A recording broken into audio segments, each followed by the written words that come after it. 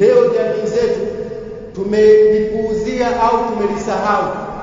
Tunaona kwamba kuchinja tusubiri vile vinavyoletwa na watu, kwa mfano kama ni Waturuki au na wengineo waje watuletee tuchinje, na unakuta mtu ana uwezo wa kununua mbuzi akachinja kwa ajili yake na familia. Yajuzu kwa mtu akanunua mbuzi mmoja akachinja kwa ajili yake na familia yake. Lakini ukiangalia kwenye jamii yetu watu wanao uwezo wa kulifanya hilo, lakini wengi tumeghafilika. Wengi tunasubiri zile mbuzi au vichinjo vinavyochinjwa na watu wa nje au tukaenda kununua sokoni.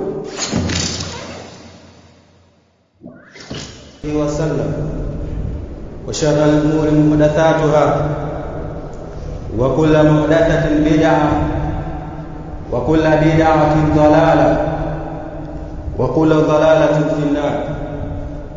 عباد الله، أوصيكم وإياي بتقوى الله، فقد فاز المتقون. يقول سبحانه وتعالى: إن للمتقين مفازا. Ndugu zangu katika imani, na kuhusieni pamoja na kutokuisahau nafsi yangu katika kumwogopa Allah subhanahu wa ta'ala. Hakika wamefuzu na kufaulu wale ambao wanamwogopa Allah subhanahu wa ta'ala.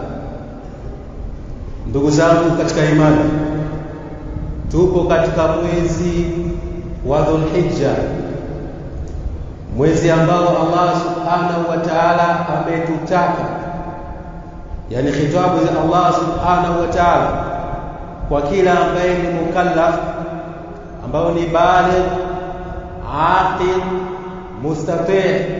Allah subhanahu wa ta'ala anamtaka kaitikie wito pale alipomwambia Nabii Ibrahim alayhi salam: wa'adhin bin nasi bil hajji ya'tuka rijalan ala kulli dhamirin ya'tina min kulli fajjin amiq. Allah aliwazungumzisha watu kumwambia Nabii Ibrahim watangazie ibada ya hija. Inasemekana ruya kwamba Ibrahim alayhi salam alimwambia Allah subhanahu wa ta'ala, vipi niwafikishe na siwafikishie watu, naelewa kuna watu na sauti yangu ni hivi hivi.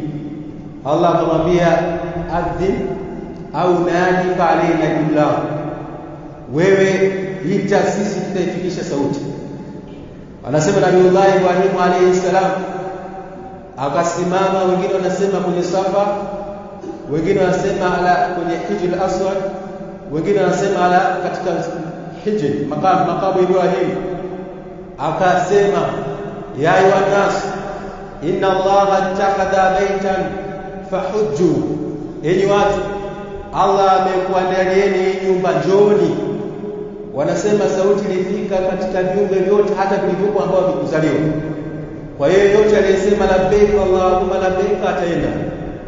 Na hii ibada inapatikana ndani ya mwezi huu wa Dhulhijja. Kwa hiyo tupo katika mwezi ambao Allah subhanahu wa ta'ala amewataka watu waitikie wito wa kwenda katika Baitullah al-Haram. Lakini vile vile ni mwezi ambao Allah subhanahu wa ta'ala ameujalia ni mwezi mtukufu, tofauti na miezi mingine. Miezi mitukufu ni minne. Miongoni mwa miezi mitukufu ni mwezi wa Dhulhijja. Kwa hiyo tupo katika mwezi mtukufu. Kwa hiyo nawakumbusha ndugu zangu katika imani, kama alipotuambia Allah subhanahu wa ta'ala, fala tadhlimu fihinna anfusakum, msidhulumu nafsi zenu katika miezi huu mtukufu. Lakini pia ndani ya mwezi mtukufu wa Dhulhijja kuna masiku 10 ambayo ni masiku bora kuliko masiku yoyote. Ndani ya masiku 10 matendo yoyote yanayofanyika ndani ya Dhulhijja hayawi sawa na matendo yanayofanyika nje ya masiku 10. Allah subhanahu wa ta'ala anasema wal fajr wa layalin 'ashr. Allah anaapia na al-fajr. Na katika wanawazuoni, katika mufassirini, miongoni mwao kina Ibn Abbas, Ali ibn Abi Talib, Mujahid, Ikrima, Wasuddi wa ghairihi min al-mufassirin. Wal fajr, wakasema ni fajr yawm nahr, huwa khatimat layali tashrik, layali al-ashr, kwamba Allah anaapia na alfajiri ya siku ya kuchinja, siku ambayo maujaji wanakuwa wamelala kwenye viwanja vya Muzdalifa. Alfajiri inawakuta wapo kwenye viwanja vya Muzdalifa, wanaswali salatu al-fajr, pia wanaomba dua kabla shuruq, wanaelekea maujaji kuelekea ima Mina kwa ajili ya kufanya ramyu jamarat, au wanaelekea Baitullahi al-Haram kwa ajili ya kufanya tawafu al-ifadha. Alfajiri hii ndio Allah subhanahu wa ta'ala ameiapia, kama walivyofasiri baadhi ya mufassirin miongoni mwao masahaba kama Ali wa Ibn Abbas radhiyallahu anhuma.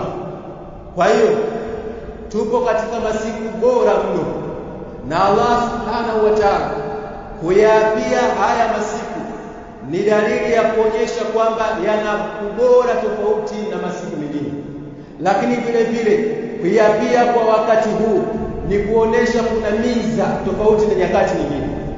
Na Allah akaendelea kusema walayali ashr, na Allah subhanahu anayaapia masiku 10 ambayo ni masiku ya Dhulhijja, kama alivyofasiri Ibn Abbas qala walayali ashr, na wengineo kama kina Mujahid na wengineo mufassirin wakasema walayali ashr ni muradi wake ni haya masiku 10, ni masiku 10 ya Dhulhijja. Kwa Allah subhanahu wa ta'ala ameyaapia. Walihadha rawa al-Bukhari min hadithi Abdullah ibn Abbas qala ma min ayyamin al-amal as-salih fihinna ahabbu ila Allah min hadhihi al-ayyam, yani al-ashr. Qalu ya Rasulullah wala al-jihad fi sabilillah, qala wala al-jihad fi sabilillah illa rajulan kharaja bi nafsihi wa malihi wa lam yarji min dhalika shay'a. Mtume sallallahu alaihi wasallam anasema hakuna masiku, matendo yanayofanyika ndani ya hayo masiku yanapendezwa zaidi kwa Allah subhanahu wa ta'ala kuliko haya masiku 10. Yani matendo yoyote yanayofanyika ndani ya masiku 10 baada ya mwezi wa Dhulhijja kuingia, matendo haya ni bora zaidi, yanapendeza zaidi, hata kama nje ya miezi ya siku 10 yalikuwa hayana fadhila, lakini ndani ya masiku 10 yanakuwa na fadhila kubwa mno. Masahaba wakashangaa kwamba yatazidi hata mtu jihad, matendo anayofanya mujahid akiwa nje ya masiku 10. Mtume akasema hata mtu afanye jihad nje ya masiku 10 hawezi kulingana sawa na mtu ambaye anafanya matendo mazuri ndani ya masiku 10, ila labda aitoke mujahid asirejee yeye mwenyewe afye huko na mali zake zote ziteketee huko, kisirudi chochote nyumbani, labda malipo yake ndio yanaweza kufanana yakalingana na malipo ya mtu anayefanya matendo mema ndani ya masiku 10. Ndugu zangu katika imani, tupo katika masiku 10, masiku bora mno. Matendo ndani ya masiku haya yana fadhila kubwa, yana malipo makubwa kuliko nje ya masiku haya 10. Hii ni fursa ambayo imetulia. Ni wajibu wetu Muislamu kushikamana au kuambatana au kulazimiana na matendo mazuri ndani ya masiku haya, kwa sababu kama matendo tunayofanya ndani ya masiku 10 Allah subhanahu wa ta'ala analia, na hilo ndio lengo sisi kumridhisha Allah subhanahu wa ta'ala. Kwa hiyo tutumie fursa kama zinapokuja fursa za misimu mingine au fursa hizi za kidunia, ukaona kwamba kuna fursa ukifanya jambo fulani kuna faida unapata. Kwa hiyo uzindukeni ndugu zangu katika imani, tupo katika masiku 10. Fursa iliyopo, matendo tutakayofanya ndani ya masiku haya yanapendeza zaidi kwa Allah subhanahu wa ta'ala. Kwa hiyo tupo katika masiku ambayo yana fadhila kubwa, na fadhila nyingine haya masiku 10 kwa sababu Allah subhanahu wa ta'ala amehitimisha ashhurul maalumat katika haya masiku 10, kwa sababu hija, mawakiti ya hija, kuna mawakiti zamania na mawakiti makania. Mawaqitul makania ni yale ya Lamlam, Dhul-Hulayfa wa kana manazil na ghairi. Wa amma mawaqitul makania, zile mawaqitul makania ima inakuwa ni Shawwal, Dhulqa'da wa Ashr Dhul-Hijja. Na Allah subhanahu wa ta'ala akasema al-hajj ashhurun ma'lumat, al-hajj ashhurun ma'lumat, haji ina wakati maalum. Wakati wa hija ni kuanzia Shawwal, Dhulqa'da na Ashr Dhul-Hijja. Kwa hiyo tupo katika mwisho wa hitimisho ya miezi maalum ya hija. Kwa hiyo hii inaonyesha kwamba ina fadhila kubwa. Allah amejalia haya masiku 10 yahitimishe mwezi au kuhitimishe mwezi ya kufanya ibada ya hija. Tupo katika masiku matukufu. Ni wajibu kwetu kutumia fursa hizi au kutumia wakati huu kwa kujikurubisha kwa Allah subhanahu wa ta'ala. Hii aya hii inaonyesha fadhila ya haya masiku 10. Lakini alikadhalika vile vile Allah subhanahu wa ta'ala amejalia haya masiku 10 kuwa ni ayyama maalumat.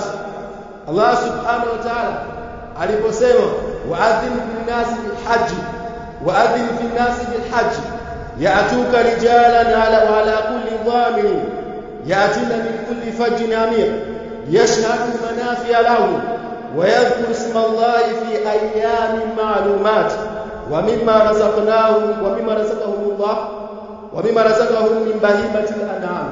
Allah subhanahu wa ta'ala anasema yashhadu manafi'a lin-nas, alipomwambia Nabii Ibrahim watangazie watu wa hija waje, watakujia watu kutoka sehemu mbalimbali. Wapo walikuwa kwenye vipando na wapo wanatembea kwa miguu. Lengo ni nini? Yashhadu manafi'a lahum, washuhudie manufaa yao ya kidunia na akhera. Watu wanauza na kununua, watu wanabadilishana, watabadilishana mawazo pia. Hayo ni manufaa ya kidunia, lakini manufaa ya akhera pia kusamehewa madhambi yao na kufutiwa makosa yao. Wayadhkuru isma Allah, na pia vile vile wamtaji Allah subhanahu wa ta'ala fi ayyamin ma'lumat. Na ayyamil ma'lumat, baadhi ya wanawazuoni ambao wametafsiri ni hizi siku 10 za Dhulhijja. Miongoni mwao waliotafsiri kina Ibn Abbas wa Mujahid wa Ata wa Sa'id bin Jubair wa Hasan al-Basri wa ghairihi min al-mufassirin, ayyamin ma'lumat ni haya masiku 10 ya Dhulhijja. Kwa hiyo tupo katika masiku ambayo Allah subhanahu wa ta'ala anasema watu wamtaje Allah ndani ya masiku haya. Na ndio maana Ibn Abbas radhiyallahu anhu akasema ayyamin ma'lumat ni ayyamul ashr dhul-hijja, ni haya masiku 10 ya Dhulhijja. Wa kana Ibn Umar wa Abu Hurairah radhiyallahu anhu kanu yakhruja, walikuwa Ibn Abbas na Abu Abbas wa Abu Hurairah radhiyallahu anhu yakhrujani ila suq, walikuwa wakitoka wakielekea masokoni, yukabirani, wanatoa takbira, wa yukabbiru nasu takbiri, na watu walikuwa wakitoa takbira kwa kuwaona wao wanafanya takbira. Kwa hiyo tupo katika masiku bora zaidi ambao Allah subhanahu wa ta'ala anataka watu wamtaje, watu wamkumbuke, watu wamtaje Allah kwa wingi. Na masahaba kama Abdullah ibn Umar na Abi Hurairah walikuwa wakikithirisha zaidi kumtaja Allah subhanahu wa ta'ala. Tupo katika masiku 10, masiku bora, masiku ambao matendo ndani ya masiku haya yanapendeza zaidi kwa Allah subhanahu wa ta'ala. Lakini halikadhalika tupo katika masiku ambayo ndani yake kuna yaumu Arafa. Allah subhanahu wa ta'ala ameapia akasema washafi'i wal watr, kwamba Allah subhanahu wa ta'ala ameapia na shafi. Baadhi wanawazuoni wametafsiri na baadhi kama Ibn Abbas na wengine wametafsiri ash-shafi bi maana yaumun nahr, ni ile siku ya Eid. Huko Allah subhanahu wa ta'ala mwanzo aliapia wal fajr, sehemu ndani ya siku, lakini Allah subhanahu wa ta'ala akaja kaapia kwa siku nzima, siku ya Eid ambayo mahujaji usiku wake inapoingia yaumul Eid wanatoka katika viwanja vya Arafa, wanaelekea Mina, wanalala pale. Asubuhi ima wanaelekea kwa ajili ya kufanya ramyu jamalati au kwenda kwa tawafu ifadha. Na katika ndani ya siku ya Eid yaumul hajj akbar, ambapo kuna matendo mengi yanayofanyika. Moja ni kufanya ramyu jamalati, lakini vile vile kwenda kufanya tawafu ifadha, lakini vile vile kuna halqa au taksir, lakini vile vile kuna kuchinja. Kwa ndani ya siku hii kuna ibada nyingi zinafanyika ndani ya siku hii ya siku ya Eid. Allah subhanahu wa ta'ala akaiapia kwa hii siku washafii ambao ni siku ya Eid, walwatri wakasema ni siku ya Arafa. Siku ya Arafa, siku ambayo mahujaji wamesimama katika viwanja vya Arafa, ambapo nje ya watu ambao hawako katika hija wamewekewa wanatakiwa wafunge. Na ndio maana Mtume sallallahu alaihi wasallam alipoulizwa kuhusiana na somo ya Arafa, qala ihtasib ala Allah ayukaffira sana al-madhiya wal-atiya, kwamba funga ya Arafa inakuwa ni sababu ya watu kusamehewa madhambi ya mwaka uliopita na madhambi ya mwaka uliokuja. Haya yote yako ndani ya hizi siku 10. Tupo katika masiku bora, masiku ambayo matendo Allah subhanahu wa ta'ala anayapenda. Kwa hiyo ni vizuri ndugu zangu katika imani, tutumie fursa hii, tutumie wakati huu. Kama zinakuja ofa mbalimbali za kimitandao, tunazitumia, tunakuwa na hima kubwa, tunakuwa na ari ya juu kuweza kwamba fursa au chochote ofa zinazopatikana tuzikose. Basi Allah subhanahu wa ta'ala ameweka ofa ndani ya haya masiku 10. Ma min ayami al-amalu salih fihinna ahabu ila Allah min hadhihi al-ayam al-ashr. aqulu qawli hadha fastaghfiruhu innahu huwal ghafurur rahim wal barrul karim. Alhamdulillah thumma as-salatu was-salamu ala rasulillah wa ala alihi wa sahbihi wa man wala. Ama baada, tupo katika masiku 10, masiku bora ambayo tumeangalia ina fadhila nyingi mno haya masiku 10. Na kadhalika vile vile haya masiku 10 ambayo Allah subhanahu wa ta'ala ameyaapia ndani ya Qur'an, walayali ashr, kuna matendo yanayofanyika kama yale ya mahujaji ambapo wanapokuwa katika viwanja katika mji mtukufu wa Makkah. Yapo matendo wanayoyafanya wakiwa Arafa baada zawadi, baada ya hapo Muzdalifa, kuna Mina. Yote haya ni matendo yanayofanyika ndani ya masiku 10. Lakini kadhalika vile vile ambao sisi tuko nje, Allah subhanahu wa ta'ala zipo ibada ambazo ametutaka tuzifanye. Moja ni kukithirisha yale matendo mema, na ndio maana baadhi ya wanazuoni wanasema mwenye kuwa na uwezo wa kufunga haya masiku 10 na afunge, kwa sababu inaingia katika amali saleh. Pia vile vile mwenye kuweza kutoa sadaka atoe, anaweza kufanya chochote, kusoma Qur'ani, ili mradi hii fursa ndani ya masiku haya yasipite, fursa ndani ya masiku haya isiweze kupita. Lakini kadhalika vile vile kuna kufunga yaumu Arafa kama tulipozungumzia. Kwa hiyo itakapofika asiyeweza kufunga katika masiku, basi siku ya Arafa asikose, kwa sababu kuna kusamehewa makosa ya mwaka uliopita na mwaka ujao. Lakini vile vile kuna ibada ya kuchinja, kuna ibada ya kuchinja ndani ya mwezi huu wa Dhulhijja, na hasa ndani ya haya masiku 10, hasa ni ile siku ya Nahr, siku ya Eid. Kuna ibada ya kuchinja ambayo ni wajibu kwa kila mwenye uwezo, ni wajibu kwa kila mwenye uwezo, na haya ni madhhabu ya Abu Hanifa na kauli ambayo imeegemea Ibn Taymiyyah rahimahullah. Lakini pia vile vile ni kauli ambayo amerajisha Sheikh Al-Uthaymeen rahimahullah, kwamba ni wajibu kwa kila mwenye kuwa na uwezo wa kupata kichinjwa, ni wajibu kwake yeye kuchinja. Na dalili ala al-wujub, qala Allah ta'ala fasalli li rabbika wanhar, swali kwa ajili ya Mola wako na uchinje kwa ajili ya Mola wako. Fasalli wal amru taqtadi al-wujub, kwamba hii ni wajibu kama ilivyokuwa wajibu wa kuswali, na kila mwenye uwezo anakuwa ni wajibu wake kufunga. Wa aidha qala Allah ta'ala qul inna as-salati wa nusuki wa mahayaya wa mamati, kwamba Allah subhanahu wa ta'ala amesema swala zangu, sema waambie swala yangu, vichinjo vyangu zote ni kwa ajili ya Allah subhanahu wa ta'ala. Walihadha wakasema kwamba hii ni wajibu kwa kila mwenye uwezo, kila ambaye ana uwezo wa kupata kichinjwa ni wajibu kwake yeye kuchinja. na kinachohitajika watu wachinje bahimatul an'am ni wanyama mfano ngamia, ng'ombe, mbuzi. Kwa hiyo yote mwenye uwezo wa kutekeleza hilo, wa mwenye uwezo akaweza kupata mbuzi mmoja akachinja, akawa na uwezo huo, ni wajibu kwake yeye kulifanya hilo. Kwake inakuwa ni wajibu hilo, kwa sababu kama tulivyoangalia katika dalili ambazo nimetangulia kuzisema. Kwa hiyo wanasema swala la kuchinja ni wajibu kwa yule ambaye ana uwezo. Leo jamii zetu tumelipuuzia au tumelisahau. Tunaona kwamba kuchinja tusubiri vile vinavyoletwa na watu, kwa mfano kama ni Waturuki au na wengineo, waje watuletee tuchinje. Na unakuta mtu ana uwezo wa kununua mbuzi akachinja kwa ajili yake na familia. Yajuzu kwa mtu akanunua mbuzi mmoja akachinja kwa ajili yake na familia yake.